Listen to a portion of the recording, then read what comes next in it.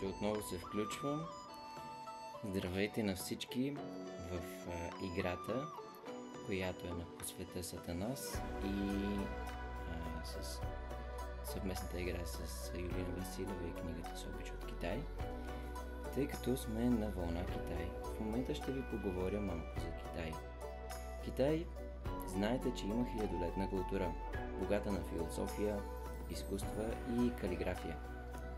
Традиционните празници, както знаете, са китайската нова година, един от тях, и се отбелязва с цветни ритуали и семейни събирания, което е изключително приятно.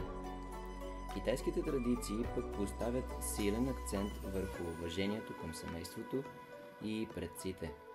Чайната церемония, която за мен е фантастична и любима, и бойните изкуства са само част от богатото културно наследство на държавата.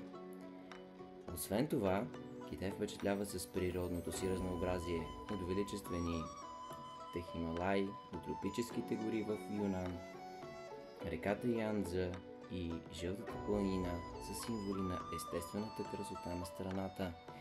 И не само това, аз имах възможност да бъда част от това вълнуващо приключение, наречено Китай, както ви запознах назад във времето, с сбъдването на една моя мечта да отида на Coldplay концерт. Така че малко повече за мен ще ви разкажа, като стартираме точно след 11 минутки и ще изтеглим победителите, което за мен е много вълнуващо, предполагам и за вас.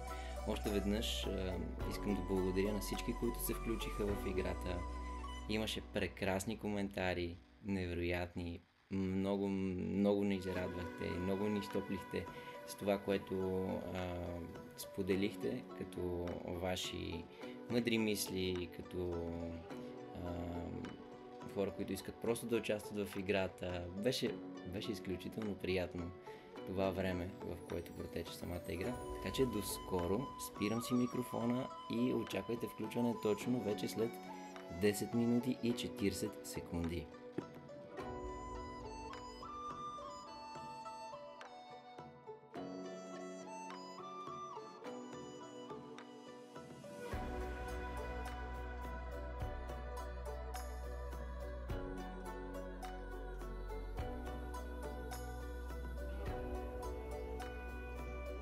Ако не ме познавате, от едно малко градче, наречено Брезово, което не е много малко, приятно, хубаво, близо до Пловдив, но това не е темата на нашето събиране днес.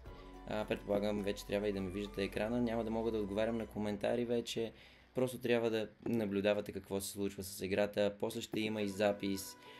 Само да ви кажа първо, че имаме няколко изненади. И първата изненада е, че първоначално ви бях казал, че няма да имате тази възможност да гледате предаването на живо, но Facebook ме изненада и ни позволи тази възможност да ни направи живото предаване. Сега, другото нещо, което искам да ви покажа, ще си включа камерата, за да виждам какво ви показвам. Всеки един от победителите ще получи този талон. Какво пише на него, няма да ви казвам. Победителите ще разберат.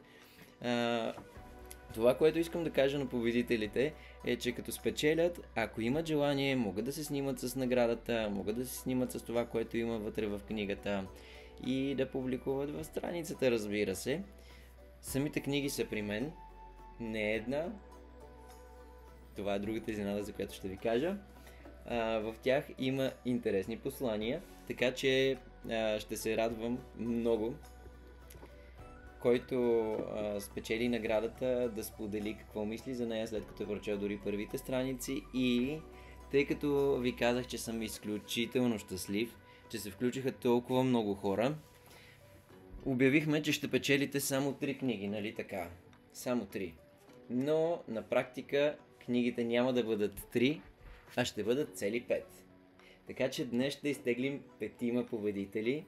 Надявам се сте щастливи. Има малко повече шанс за да спечелите награда. Така че да не губим повече време, а да преминем през системата, в която ще теглим победителите. Какво ще направим? Използвам Command Picker, така се нарича приложението, браузъра, който използвам, през който теглим победителите. Влезли сме в страницата по света Сатанас. Сега, тъй като ви казахте, всичко ще е прозрачно и ще се вижда, търсим си нашата публикация. Тя е назад. Игра с награди. Както знаете, повечето от вас, така се казва игра с награди. Спечели книга с Обич от Китай от Юлина Василева и по света Сатанас. Зареждаме си публикацията.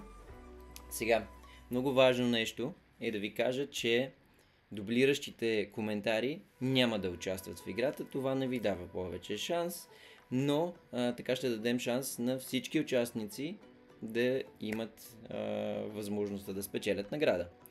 Освен това, ще добавим и такива юзери, така да накажем абонати, които не трябва да се включват в играта. Знаете, че играта е съвместна с Обич от Китай. Там имаме един коментар, така че веднага слагаме името тук. И всеки следващ победител, който заредим, ще бъде добавен в този списък, за да има шанс всички участници да получат награда и да няма дублиране. Какво ще направим в момента? Ще вземем коментарите от Facebook. Те се зареждат. Малко по-бавно става понякога. Имаме 95 участника, както виждате.